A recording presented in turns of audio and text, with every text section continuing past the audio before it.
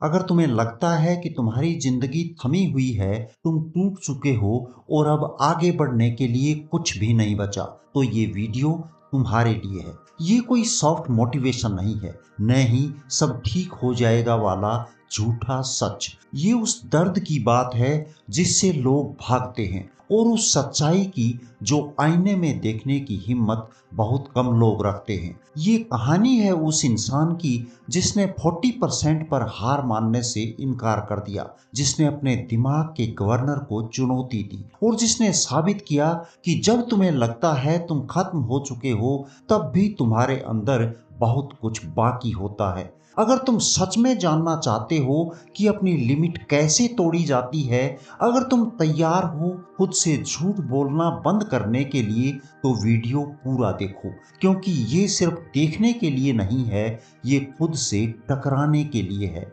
David Goggins कहते हैं, मेरे पत्ते शुरू से ही खराब थे और काफी समय तक वैसे ही रहे, लेकिन जिंदगी में ऐसा कोई नहीं जिसे कभी चुनौती ना मिली हो। मेरे बचपन में मुझे बहुत कुछ झेलना पड़ा, मुझे पीटा गया, मेरा शोषण हुआ, मुझे बुली किया गया। स्कूल में मेरी वर्कबुक पर लिखा गया, निगर हम तुम्हें मार डालेंगे। मैं आर्मी का एंट्रेंस टेस्ट फेल हो गया, जूनियर ईयर के पहले सेमेस्टर में भी फेल हो गया, और उसी दौर में, उसी अंधेरे में मेरे भीतर एक नया नियम पैदा हुआ, एक ऐसा नियम जो सालों तक मेरे साथ रहा, जिसने मुझे पढ़ाई में टिके रहने में मदद की, जिसने मुझे अपने हालात से लड़ना सिखाया। वह नियम बहुत साधारण था। मैं खुद से ऊंची आवाज में बात करता था, खुद से सच बोलता था और खुद को जवाबदेह बनाता था। सील बनने के रास्ते में मुझे 3 बार हेल वीक से गुजरना पड़ा। वह दौर इतना कठोर था कि उसने मुझे तोड़ने की पूरी कोशिश की, लेकिन उसी प्रक्रिया ने मुझे आगे बढ़ाया और आखिरकार मुझे एयरफोर्स तक पहुंचा दिया। मैं अपने लक्ष्य लिखता था और उन्हें पोस्ट इट नोट्स पर चिपका देता था। मैं उन्हें उस आईने पर लगाता था जिसे मैं आज अकाउंटेबिलिटी मिरर कहता हूं, क्योंकि हर दिन उसी आईने के सामने खड़े होकर मुझे खुद को जवाब देना होता था। यहीं से असली बदलाव शुरू हुआ। ये अकाउंटेबिलिटी मिरर तब से मुझे सीधा रखे हुए है। मैं खुद से नरमी नहीं बरतता था, मैं कच्चा था, सच्चा था, क्योंकि मेरे लिए खुद को ठीक करने का यही एकमात्र तरीका था। मैंने अपनी पूरी किशोरावस्था जिम्मेदारी से भागते हुए निकाल दी थी। मुझे लगता था कि मैं बड़ों को चकमा दे रहा हूँ, सिस्टम को मात दे रहा हूँ, लेकिन सच्चाई ये थी कि मैं किसी और को नहीं, खुद को धोखा दे रहा था। मैंने धोखाधड़ी और आलस को अपनी आदत बना लिया था। बाहर से ये सब तरक्की जैसा दिखता था, जब तक कि मैं हकीकत की दीवार से टकरा नहीं गया। लोग कहते हैं कि सुरंग के आखिर में हमेशा रोशनी होती है, लेकिन तब नहीं जब आपकी आंखें अंधेरे की आदी हो चुकी हों। मेरे साथ यही हुआ। मैं सुन्न हो चुका था और उस हालात को ही सच मान बैठा था। अगर तुम्हें कुछ नहीं आता, अगर तुमने कभी सच में मेहनत नहीं की, तो खुद से साफ कहो, मैं बेकार हूं, लेकिन मैं इसे बदल सकता हूं। सच्चाई यही है, जब तक तुम खुद से ईमानदार नहीं होते, तब तक कोई बदलाव नहीं आता। अगर तुम आईने में देखते हो और तुम्हें एक मोटा इंसान दिखाई देता है, तो ये मत कहो मुझे बस थोड़ा सा वजन कम करना है। सच बोलो, मान लो कि तुम मोटे हो। हाँ, यही सच है, क्योंकि आईना कभी झूठ नहीं बोलता। तो फिर तुम खुद से झूठ क्यों बोल रहे हो? अपने दर्द को आकार दो, उसकी ताकत को महसूस करो, क्योंकि तुम उसे पलटने वाले हो। अपनी डायरी निकालो और सब कुछ विस्तार से लिख डालो। इसे हल्के में मत लेना। अगर तुम्हें चोट पहुंची है, तो पूरी कहानी लिखो। यही कहानी, ये सारे बहाने, ये सारे वाजिब कारण कि तुम कुछ नहीं बन सकते, एक दिन तुम्हारी सबसे बड़ी ताकत बनेंगे। जब तुम्हारी सूची तैयार हो जाए, तो उसे किसी के साथ साझा करो या मत करो। कुछ लोगों के लिए इसका मतलब सोशल मीडिया पर पोस्ट करना होगा, और कुछ के लिए चुपचाप उसे स्वीकार कर लेना ही काफी होगा। जो तुम्हारे लिए काम करे वही सही है। लेकिन जब हर कदम पर सिर्फ दर्द ही दर्द हो, तब सवाल उठता है खुद को आगे कैसे धकेला जाए। जब दर्द एक ऐसा फीडबैक लूप बन जाए जो शरीर की हर कोशिका में फैलकर आपको रुक जाने के लिए मजबूर करे, ये आसान नहीं है, क्योंकि दर्द सहने की क्षमता हर इंसान में अलग अलग होती है। पर एक चीज है जो सब में एक सी है, हार मान लेने की चाह। वह पल जब लगता है कि आपने सब कुछ दे दिया है और अब रुक जाना पूरी तरह जायज है। गोगिंस कहते हैं कि मुझे किसी चीज के लिए जुनूनी होने में ज्यादा समय नहीं लगता। कुछ लोग मेरे जुनून के स्तर की आलोचना करते हैं, लेकिन मैं आज के उस सामाजिक नजरिए से सहमत नहीं हूं जो कहता है जैसा चल रहा है वैसा चलने दो, या कम मेहनत में ज्यादा पाने का तरीका ढूंढो। आपको मैं आगाह कर देता हूं कि उस शॉर्टकट वाली सोच को भूल जाओ। मैं अपने जुनून को इसलिए पूरी तरह अपनाता हूं और खुद से ज्यादा की मांग करता हूं क्योंकि मैंने ये सीख लिया है कि जब मैं दर्द और तकलीफ के पार जाता हूं, अपनी बनाई हुई सीमाओं को तोड़ता हूं, तभी मैं शारीरिक और मानसिक रूप से ज्यादा हासिल करता हूं, चाहे वह एंड्योरेंस रेस हो या जिंदगी की रेस। और मुझे पूरा यकीन है कि यही सच तुम्हारे लिए भी है। इंसानी शरीर को मैं एक स्टॉक कार की तरह देखता हूँ। बाहर से हम सब अलग अलग दिखाई देते हैं, लेकिन अंदर हम सभी के पास अपार क्षमता का भंडार होता है। फर्क बस इतना है कि हमारे भीतर एक गवर्नर लगा होता है जो हमें हमारी पूरी रफ्तार पर पहुंचने से रोकता है। कार में ये गवर्नर फ्यूल और हवा के फ्लो को सीमित करता है ताकि इंजन ज्यादा गर्म न हो, यानी परफॉर्मेंस पर एक तय सीमा लगा देता है। ये हार्डवेयर की समस्या होती है। गवर्नर को हटाया जा सकता है और आप जैसे ही उसे डिसेबल करते हैं, वही कार 130 मील प्रति घंटा से भी तेज दौड़ने लगती है। इंसान के मामले में ये प्रक्रिया थोड़ी ज्यादा जटिल होती है।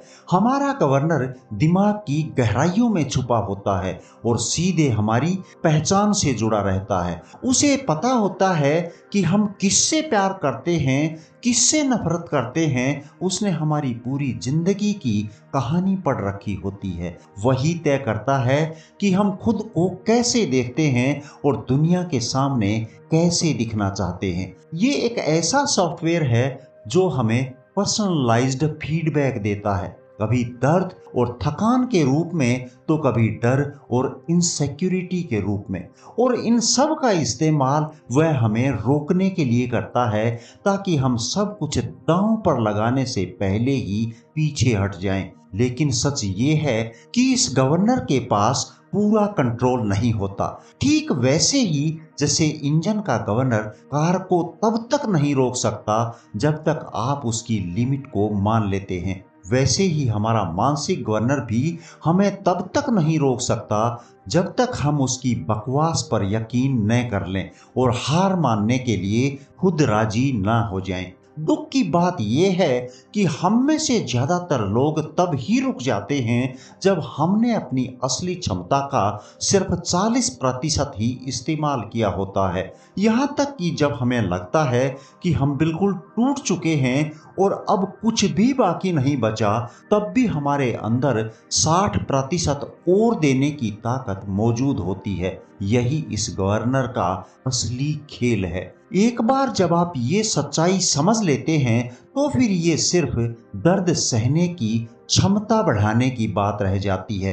अपनी पहचान से जुड़ी उन सभी कहानियों को छोड़ने की बात जो आपको सीमित करती हैं, ताकि आप बिना रुके पहले 60%, फिर 80% और उससे भी आगे जा सकें। मैं इसे 40% रूल कहता हूं और ये इतना ताकतवर इसलिए है क्योंकि अगर आप इसे अपनाते हैं तो आप खेल और जिंदगी दोनों में परफॉर्मेंस और एक्सीलेंस के ऐसे नए लेवल खोल देंगे जहां मिलने वाले इनाम सिर्फ भौतिक सफलता से कहीं ज्यादा गहरे और अर्थपूर्ण होते हैं। 40% रूल को आप अपनी जिंदगी के हर हिस्से पर लागू कर सकते हैं, क्योंकि सच ये है कि जिंदगी शायद ही कभी वैसी होती है जैसी हम सोचते हैं। मुश्किलें हमेशा ही रहेंगी, चाहे आप काम पर हों, स्कूल में हों या अपने सबसे करीबी और अहम रिश्तों में खुद को थका हारा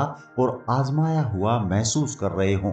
हर इंसान किसी न किसी मोड़ पर अपनी कमिटमेंट से पीछे हटने, अपने लक्ष्यों और सपनों को छोड़ देने और अपनी ही खुशी को कम महत्व देने के कगार पर पहुंचता है। उस वक्त हमें लगता है कि हम खाली हो चुके हैं। ऐसा लगता है हमारे पास देने के लिए कुछ भी नहीं बचा, जबकि हकीकत ये होती है कि हमने अपने दिमाग, दिल और आत्मा में छुपे खजाने का आधा हिस्सा भी इस्तेमाल नहीं किया होता। मैं जानता हूं कि एनर्जी के डेड एंड पर पहुंचने का एहसास कैसा होता है। मैं खुद अनगिनत बार वहां पहुंच चुका हूं। मैं उस लालच को समझता हूं जो हमें कम करने, पीछे हटने और सेफ खेलने के लिए उकसाता है। लेकिन मैं ये भी जानता हूं कि ये आवेग सच नहीं बोल रहा होता है। ये आपके दिमाग की आराम की भूख से पैदा होता है। ये आपकी पहचान है जो पनाह ढूंढ रही होती है, न कि आपको आगे बढ़ाने की कोशिश कर रही होती है। ये यथा स्थिति को पकड़कर बैठना चाहती है, न कि महानता और पूर्णता की तरफ बढ़ना। और अपने इस गवर्नर को बंद करने के लिए जो सॉफ्टवेयर अपडेट चाहिए वह कोई फास्ट डाउनलोड नहीं है। 20 साल का अनुभव पाने में 20 साल ही लगते हैं। अपने 40% से आगे जाने का कोई शॉर्टकट नहीं है। इसका एक ही रास्ता है, अपने दिमाग को रोज लगातार और जानबूझकर कठोर बनाना। और इसका मतलब साफ है, आपको दर्द का पीछा ऐसे करना होगा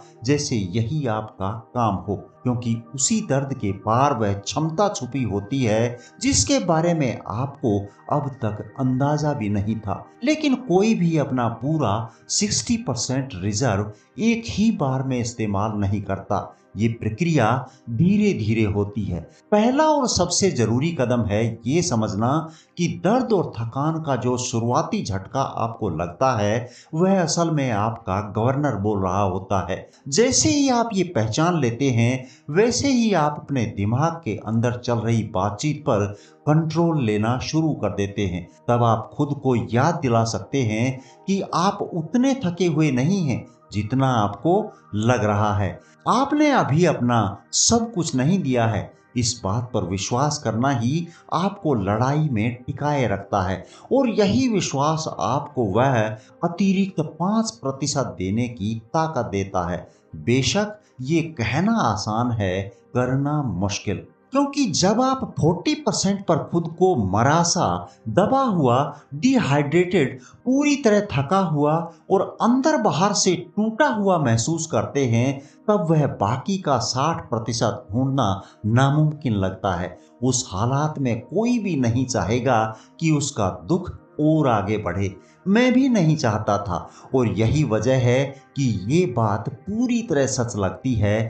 थकान हम सभी को कायर बना देती है। अगर आप सच में अपने 100% तक पहुंचना चाहते हैं तो सबसे पहले अपनी कमजोरियों की एक लिस्ट बनाइए। उनसे भागिए मत, उन्हें नजरअंदाज मत कीजिए, उनके लिए पहले से तैयार रहिए, क्योंकि किसी भी एंड्योरेंस इवेंट में, किसी भी हाई स्ट्रेस हालात में आपकी ये कमजोरियां बुरे कर्मों की तरह सामने आएंगी। वे बढ़ेंगी, भारी पड़ेंगी, और अगर आपने पहले से उन पर काम नहीं किया है तो आपको दबा देंगी। यहाँ असली मकसद यही है कि धीरे धीरे अपने दिमाग से उस गवर्नर को हटाना शुरू किया जाए जो आपको रोकता है। इस प्रोसेस को समझने के लिए एक छोटा सा रिमाइंडर जरूरी है। 1999 में मेरा वजन 297 पाउंड था और मेरी पहली दौड़ सिर्फ 1/4 मील की थी। 2007 में मैंने 39 घंटों में 205 मील बिना रुके दौड़ लगाई। मैं वहां किसी जादू से या रातों रात नहीं पहुंचा, और मैं आपसे भी ऐसी उम्मीद नहीं करता। आपका काम बस इतना है, आप अपनी सामान्य रुकने की जगह से थोड़ा आगे बढ़ें, बस थोड़ा सा। चाहे आप ट्रेडमिल पर दौड़ रहे हों, पुशअप्स का सेट कर रहे हों, उस पॉइंट तक जाइए जहां थकान और दर्द इतना बढ़ जाए कि आपका मन आपसे रुकने की भीख मांगने लगे, और वहीं रुकने के बजाय बस 5 से 10% और आगे बढ़ जाइए। अगर अब तक एक वर्कआउट में आपके सबसे ज्यादा 100 पुशअप्स रहे हैं तो 105 या 110 करें। अगर आप हर हफ्ते 30 मील दौड़ते हैं तो अगले हफ्ते 10% ज्यादा दौड़ें।